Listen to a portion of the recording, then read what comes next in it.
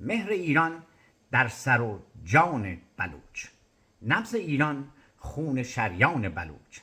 هر کسی هر جای ایران گرچه هست، هر کسی هر جای ایران گرچه هست، داغدار و سینه سوزان بلوچ.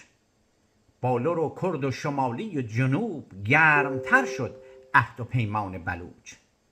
زابلی یا فارس یا قوم دگر، وامدار خیز جوشان بلوچ. ارق میهن دوستی در جان او، قوم ایرانی نیاکان بلوچ. پاسبان مرز و بوم این وطن، مرزبان و مرزداران بلوچ. در نماز جمعه ها انداختند جسم خونالود غلتان بلوچ.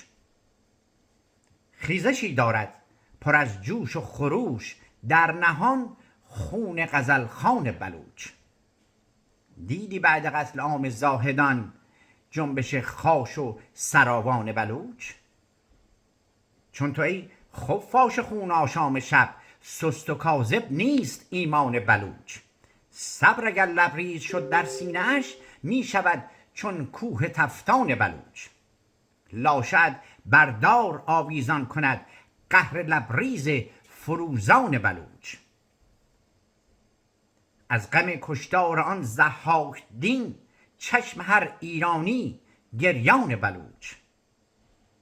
این زمان تنها نمی ماند بلوچ، کل ایران هنگ و گردان بلوچ.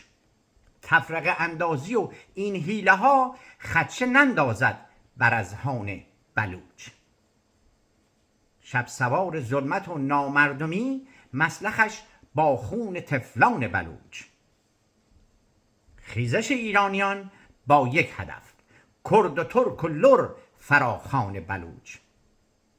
زنده می گردد دوباره ای وطن، زنده می گردد دوباره ای وطن، با زنان فارس و مردان بلوچ. کشتی از مازندران، پاروز کرد، ساحل امنش ز سکان بلوچ. ما همه هستیم از عمق وجود، بر سر یک سفره مهمان بلوچ. پاینده ایران، مهسا امینی.